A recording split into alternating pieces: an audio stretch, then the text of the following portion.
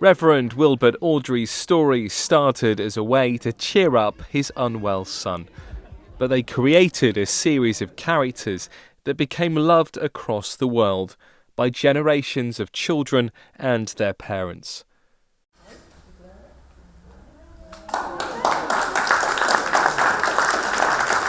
Now there's a plaque here in King's Norton at St Nicholas's Church, where he was a curate during the Second World War. He was inspired by the sounds of the wartime trains at the nearby railway yards. But those here believe his role at the church also played a part. The world loves a good story and a good storyteller.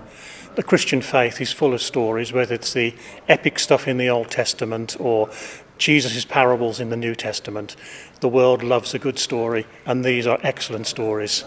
I hope people will come and have a look at it, come and remind themselves where that wonderful story of Thomas the Tank Engine and his friends all began here. This year marks the 81st anniversary since Reverend Awdry accepted his post here at the church. And for his family, who were here to see the unveiling, it was a chance to honour the memory of where it all began. I think when we were younger, we didn't really think anything too much of it. I mean, they were our parents, they were ordinary people. But as you get older and you realise how important these stories are to children of all ages, and you meet grandparents whose grandchildren now love the stories and love all to do with them and have developed that contact with steam engines, which perhaps they would never have done before, then you realise how important and far-reaching it is, internationally as well.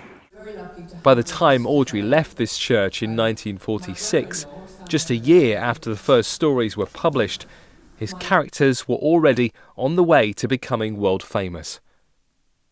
He could never have imagined all these years later that they would still feature in so many childhoods around the globe. And now there's a small but important reminder of where King's Norton places in the creation of those stories. Lee Comley, ITV News.